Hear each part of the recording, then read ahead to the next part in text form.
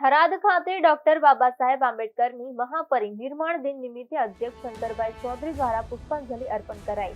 વાવ થરાદ જિલ્લાના Tharad referral hospital પાસે સ્થાપિત ભારત રત્ન ડોક્ટર બાબા સાહેબ આંબેડકરની પ્રતિમાને મહાપરિનિર્વાણ દિન નિમિત્તે ગુજરાત વિધાનસભાના અધ્યક્ષ શંકરભાઈ ચૌધરીએ ફૂલહાર અને પુષ્પાંજલિ અર્પણ કરી તેઓને ભાવભરી શ્રદ્ધાંજલિ અર્પિત કરી હતી. આ અવસરે અનુસૂચિત જાતિ સમાજના આગેવાનો, ભારતીય જનતા પાર્ટીના પ્રદેશ તથા તાલુકા સ્તરના આગેવાનો તેમજ મોટી સંખ્યામાં થરાદ શહેરના નાગરિકો ઉપસ્થિત રહ્યા હતા. સમગ્ર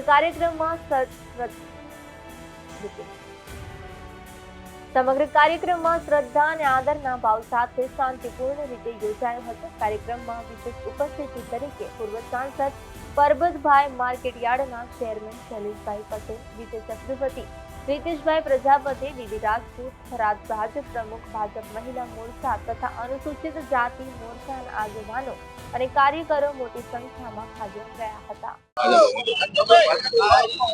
શું કહેશો સાહેબ? આજે પૂજ્ય બાબા સાહેબને આજે પુષ્પાંજલિ અર્પણ કરી. બાબા સાહેબની પુણ્યતિથિ નિમિત્તે ગુજરાતના સૌ નાગરિકો, અગ્રણીઓ અહીંયા ઉપસ્થિત રહ્યા.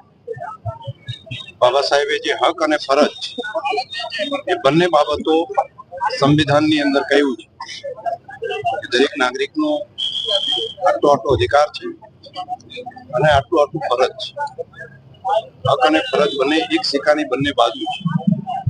બાબા સાહેબે કહેલી આ વાત દરેક નાગરિક જીવનમાં ઉતારે બંધારણના માધ્યમથી આપણો દેશ સુખી થઈ શકે, દેશ સુચારુ રીતે ચાલી શકે અને આપણે પણ નવી પેઢીઓને પ્રગતિની દિશામાં આગળ વધારી શકીએ.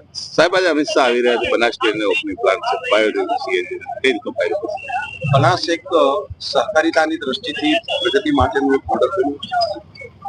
આજે ભારત સરકારની સંસદની પરામર્શ સમિતિ તેના માન્ય સંસદ સભ્યશ્રીઓ, સિનિયર આઈએસ અધિકારીઓ, સિનિયર મંત્રીશ્રીઓ અને સ્વયં સહકાર અને ગૃહમંત્રી અમિતભાઈ શાહ સાહેબ એ પણ આજે બનાસકાંઠાના મહેમાન બન્યા છે અને પૂરો દિવસ સવારથી કરીને રાત સુધી બનાસકાંઠાના વિવિધ ક્ષેત્રોની અંદર આજે રહેવા માટેનો એમનો કાર્યક્રમ છે. 2 દિવસથી બધા સિનિયર અધિકારીઓ, બાકી સંસદ સભ્યશ્રીઓ, મંત્રીશ્રીઓ એ પણ બનાસકાંઠાના મહેમાન બનીને અલગ અલગ ગામોમાં જઈને સહકારિતાનું મોડલ જે છે એનો અભ્યાસ કરી રહ્યા છે. આના આધાર ઉપર અન્ય જગ્યાએ પણ આ સહકારિતાનું કામ તેજ ગતિથી ચાલી શકે. દેશના પ્રધાનમંત્રી મોદી સાહેબે નવું સહકારિતા મંત્રાલય બનાવ્યું અને તેની જવાબદારી અમિતભાઈ શાહ સાહેબને સોંપી છે. તો આ એક સહકારિતાનો નવો સૂર્યોદય ભારત દેશની અંદર થયો છે.